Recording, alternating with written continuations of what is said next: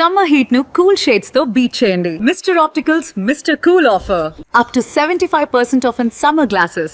దేశానికే బంగారం సప్లై చేసే స్థాయికి ఆంధ్రప్రదేశ్ ఎదుగుతోంది.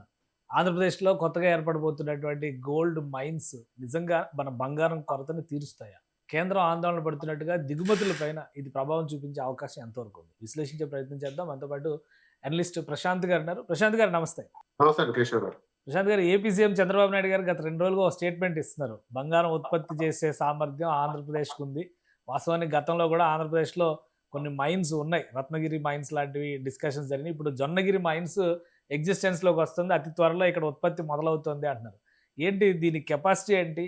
మన ఆశలకి తగ్గట్టుగా ఇక్కడ ఉత్పత్తి జరిగే అవకాశం ఉందా? ఇప్పుడు అట్ ప్రజెంట్ ప్రపంచ దేశంలో గోల్డ్ అనే ఒక పదం పేరుని పడితే ప్రతి ఒక్కరు కూడా అటు ఇటు తిరిగే పరిస్థితి ఉందండి. ఎందుకంటే ప్రతి ఒక్కరి అటెన్షన్ ని, ప్రతి ఒక్కరి ఆసక్తిని గ్రాప్ చేస్తుంది గోల్డ్. ఏం జరగబోతుంది అని మనం చూసాం. పానిక్ భయం కూడా చూసాం. 2-3 days లో ఏమీ మార్పు లేదు, గోల్డ్ లో ఏమీ మార్పు లేదు ప్రపంచ దేశాల్లో. కానీ అనూహ్యంగా పర్చేజెస్ పెరిగిపోయినాయి. నాకు తెలిసిన మిత్రులు అందరూ కూడా విపరీతంగా కూడా కాల్స్ చేస్తున్నారు. ఇప్పుడు కొంటే కరెక్టా, నేను ఎంత కొనొచ్చు, నాకు ఒక 10 years సరిపడా గోల్డ్ ఇప్పుడు కొంటే అప్పుడు పెరుగుతుందా, ఇట్లా రకరకాల ఈక్వేషన్స్ చేస్తున్నారు. గోల్డ్ అనేది స్థిరంగా పెరుగుతుంది అని మనం ప్రత్యేకించి ప్రతి వీడియోలో కూడా చెప్పాం. గత 2 సంవత్సరాలుగా మన అవేర్నెస్ తీసుకున్న వాళ్ళందరూ కూడా చక్కగా పెట్టుబడి పెట్టుకున్నారు. ఇప్పుడు కూడా 2026 డిసెంబర్కి 2 lakhs to 2.5 lakhs ప్రొడిక్షన్ అనేది ఉంది. గోల్డ్ స్థిరంగా పెట్టుకోండి అనేది మనం చెప్పాం.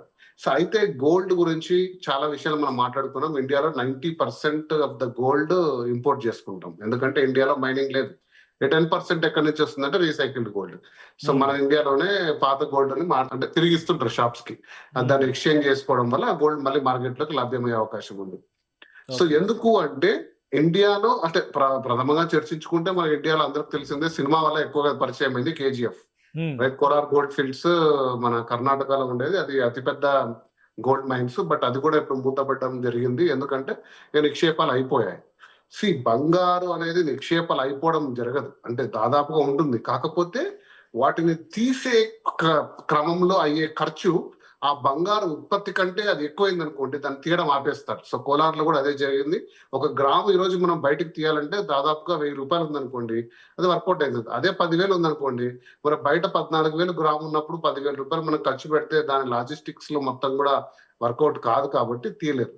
సో కాకపోతే ఇప్పుడు చంద్రబాబు నాయుడు గారు చెప్తున్న ప్రదేశం ప్రధానంగా, నేను కూడా అక్కడి నుంచి వస్తాను, కర్నూలు జిల్లా మాది డోన్ గ్రామం. ఆ పక్కనే జొన్నగిరి, దాదాపుగా మాకు 10-20 కిలోమీటర్లు, ఎక్కువ దూరం లేదు. సో అందులో నిక్షేపాలు ఉన్నట్టు నా చిన్నప్పటి నుంచి కూడా మేము విన్నాం. ఎందుకంటే అక్కడ దగ్గరలో ఎక్కువగా వజ్రాలు కూడా లభ్యమైనవి. చిన్నప్పటి నుంచి మా భారీ సైజ్ క్యారెట్ వజ్రాలు కూడా చిన్నప్పటి నుంచి అక్కడ లభ్యమయ్యేవి. భూమిలో కూడా బంగారు నిక్షేపాలని చాలాసార్లు విన్నాం మేము చిన్నప్పటి నుంచి కూడా.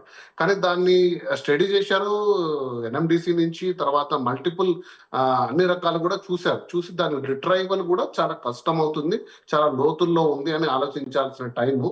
కాకపోతే ఈ రోజు బంగారు అనేది భారతదేశం దిగుమతులు అత్యధికంగా పెరిగిపోయింది. ఎంత పెరిగిపోయిందంటే కేవలం ఒక RBI 50 టన్నులు కొనింది. సో దేశీయంగా ఏదన్నా మన ఉత్పత్తులు ఎక్స్ప్లోరేషన్ చేయడం చాలా మంచిదే.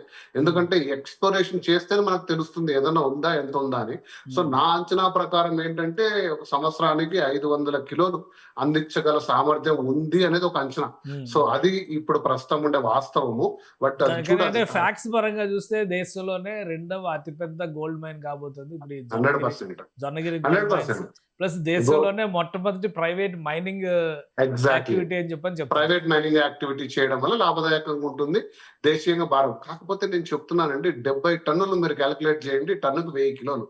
70,000 కిలోల్లో 500 కిలోలు మన దేశాన్ని యొక్క ఉత్పత్తి ఇంపోర్ట్ మీద ఏ మాత్రం ప్రభావం చూపిస్తుంది అంటే అది ఇంకా నేను మీ ఊహకే వదిలేస్తున్నాను.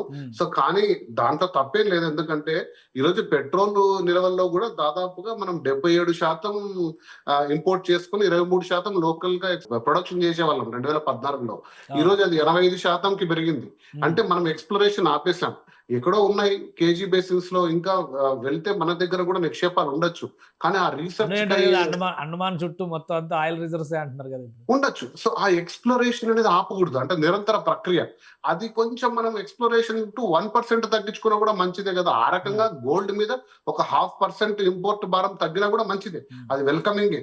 కాకపోతే దాన్నేదో మనం ప్రపంచంలోనో, దేశంలో 1, 2 అంటే నెగ్లిజిబుల్ గా ఉంది. దాన్ని మరి క్లియర్ గా అండర్‌స్టాండ్ చేసుకోవాలి. దానివల్ల ఎటువంటి ప్రైస్ ఇంకోటి చెప్తున్నానండి. బంగారు ఇండియాలో లభ్యమైన మన డాలర్ యొక్క మారక ద్రవ్యంలో ఒక స్వల్ప మార్పు రావచ్చు, కానీ బంగారు ధరలో ఏం మార్పు రాదు.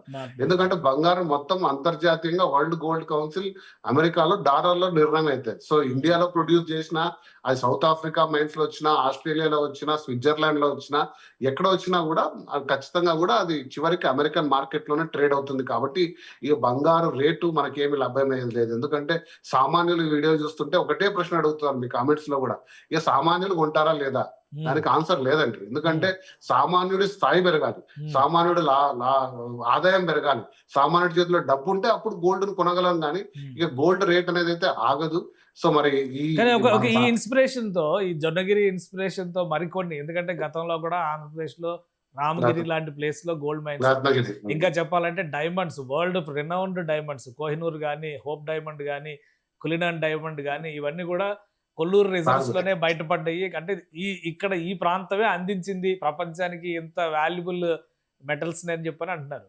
సో ఈ ఇన్స్పిరేషన్ తో దేశంలో లేదా వివిధ రాష్ట్రాల్లో ఈ ఎక్స్‌ప్లోరేషన్స్ ఇంకా పెద్ద ఎత్తున జరిగే అవకాశం ఏమైనా ఉంటుందా? 100% కేశవ్ గారు. ఇందులో మనం అభినందించాల్సింది ఏంటంటే, ఇది ఒక ఇన్స్పిరేషన్ గా ఖచ్చితంగా ఉంటుంది. ఎందుకంటే ఒక యాక్టివిటీ మొదలై ఒక ప్రైవేట్ మైనింగ్ వాళ్ళు దీంట్లో లాభాలు పొందడం స్టార్ట్ చేస్తే, మిగిలిన ప్రైవేట్ వాళ్ళు కూడా దీంట్లో ఎంటర్ అయ్యి ఇండియాలో ఎక్కడెక్కడ ఉన్నదో R&D ఫెసిలిటీస్ పెట్టేసి, అందులో ఎక్స్ప్లోర్ చేసి, ఇందులో నుంచి రిట్రైవ్ చేస్తే నిక్షేపాలు ఉండడం ఒకటి, దాన్ని తీయగలిగే సామర్థ్యం ఒకటి, దానికి తీయగలిగే వ్యయం ఒకటి, అక్కడి నుంచి లాజిస్టిక్స్ ఒకటి, ఇవన్నీ ఉంటాయి. బంగారు శుద్ధిలో చాలా ప్రాసెస్, చాలా స్టేజెస్ ఉంటాయి. ఇక మనం దాన్ని ఒకసారి వీడియోలో డిస్కస్ చేద్దాం.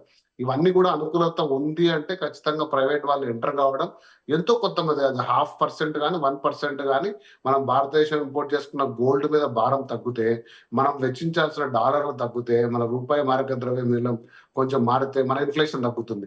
సో ఇదంతా ఒక సర్క్యులర్ ఎకానమీ. కాబట్టి ఇది వెల్కమింగ్. ఏదైతే ఇప్పుడు మన డెసిషన్ తీసుకున్నారో అది ఆంధ్రప్రదేశ్ ప్రభుత్వము, భారతదేశ ప్రభుత్వము ప్రైవేట్ వాళ్ళకి అప్పచెప్పడము, జొన్నగిరిలో ఈ ఫెసిలిటీ రావడము, 500 కిలోల నుంచి 1600 కిలోలు ఎస్టిమేషన్ ఇచ్చారు. మనం వర్స్ట్ కేసు 500 కిలోలు తీసుకునే వెళ్దాం. 500 కిలోలు మన మన మార్కెట్ లోకి ఎప్పుడు వస్తుంది అనేది మనం చూడాలి. ఎందుకంటే 2021 నేను ఒక ఎగ్జాంపుల్ చెప్తాను. భారతదేశం ఇంపోర్ట్ చేసుకున్న దాంట్లో బంగారు కంటే అతిపెద్దది సెమీ కండక్టర్స్ దాదాపు $90 బిలియన్. చిన్న చిప్పు కూడా మనం తయారు చేయలేకున్నాం. ఒక చిన్న చిప్ కూడా ఇండియాలో తయారు కాదు. దాదాపు $90 బిలియన్ మనం ఇంపోర్ట్ చేసుకుంటుంటే 2021లో ప్రధానమంత్రి గారు మన బీజేపీ గవర్నమెంట్ వాళ్ళు 71,000 crores తోటి సెమీ కండక్టర్ రెవల్యూషన్ ఒకటి పెట్టారు. దానికి టాటా వాళ్ళు అందరూ కూడా ఎస్టాబ్లిష్మెంట్ చేస్తే 2026-27లో మొట్టమొదటి commercial Indian semi conductor chip రాబోతుంది అని వెయిట్ చేస్తున్నాం. సో కాబట్టి ఇవి ఎలా ఉంటాయంటే ఒక 10 సంవత్సరాలు పట్టొచ్చు. ఒక ప్లాంట్, ఒక అనుమతి లభించి దాన్ని ఎక్స్ప్లోరేషన్ చేసి ప్రొడక్షన్ చేసి కమర్షియలైజ్ కావడానికి. సో ఇది కూడా ఎంతకాలం పడుతుందని చూడాలండి కేశవ్ గారు. కాకపోతే ఇది వెరీ వెల్కమింగ్. దీని గురించి తెలుసుకొని ఈ ఇన్స్పిరేషన్ తో మిగతా ప్రభుత్వాలు, ఒరిస్సా లాంటి రాష్ట్రాల్లో చాలా గనులు ఉన్నాయి. వచ్చే నెలలో ఈ మైన్ కమర్షియల్ యాక్టివిటీ మొదలు పెట్టబోతుంది. డైమండ్ గోల్డ్ మైన్స్ అనే పేరుతో ఇది యాక్టివిటీ మొదలు పెట్టబోతుంది అనేది ఇన్ఫర్మేషన్. సెంట్రల్ గవర్నమెంట్ కూడా అన్ని అప్రూవల్స్ ఇచ్చేసిందండి. సో ఇప్పుడున్న పరిస్థితుల్లో త్వరగతిలోనే ఉంటాయి అప్రూవల్స్ కానీ ఇవన్నీ కూడా. చూద్దాం మనం ఎప్పుడు వస్తుందో మార్కెట్ లో. కానీ బట్ సామాన్యుడికి ఇది ఏ రకంగా ఉపయోగపడుతుందనే అవేర్నెస్ గురించి నేను ఎక్స్ప్లెయిన్ చేశాను. సో అది ఎన్ని కిలోలు వస్తుంది, భారతదేశం ఎంత ఇంపోర్ట్ చేసుకుంటుంది, మనం దేశీయ అవసరాలు ఎంత, ఇంకా ఇది పెరుగుతూ పోయిందండి. కేశవ్ గారు, $30 బిలియన్ ఉండే import gold just 3 years back 70 billion అయింది. ప్లస్ ఇది ఇక పెరుగుతూనే పోతుంది. ఎందుకంటే ఆసక్తి పెరిగింది. ఇంత మొత్తం రిటర్న్స్ ఇస్తుంటే ఇన్వెస్ట్మెంట్ ఎవరు పెట్టకుండా ఉంటారు. కాబట్టి ఇక 100 బిలియన్ కి చేరుకున్నప్పుడు మరి ఇలాంటివన్నీ కూడా మనం చూడాలి, అది ఏ మేరకు ఉపయోగపడుతుంది. కాకపోతే ఇది మంచి పరిణామమే అని కూడా మనం అనుకోవచ్చు. రైట్. థ్యాంక్ యూ ప్రశాంత్ గారు విశ్లేషణ అందించినందుకు. ఇది ఆంధ్రప్రదేశ్ లో జొన్నగిరి మైన్స్ యాక్టివిటీ మొదలు పెట్టబోతుంది. కమర్షియల్ యాక్టివిటీ అతి త్వరలో మొదలు పెట్టబోతుంది. ఇది భారతదేశం వినియోగిస్తున్నటువంటి బంగారంలో దీని శాతం చాలా తక్కువ అయినప్పటికీ కూడా దీని ఇన్స్పిరేషన్తో మరిన్ని ఎక్స్కవేషన్స్, ఎక్స్ప్లోరేషన్స్, రీసెర్చ్ జరిగేటువంటి అవకాశం ఉంటుందని ప్రశాంత్ గారు అంటున్నారు. చూద్దాం, గతంలో అనేక విలువైనటువంటి వనరుల్ని, విలువైనటువంటి మణిమాణిక్యాల్ని అందించినటువంటి తెలుగు నేల రాబోయే రోజుల్లో బంగారం గనులకు కూడా ఆలవాలం అవుతుందో లేదో చూడాలి. ఇది స్పెషల్ డిస్కషన్. Keep watching.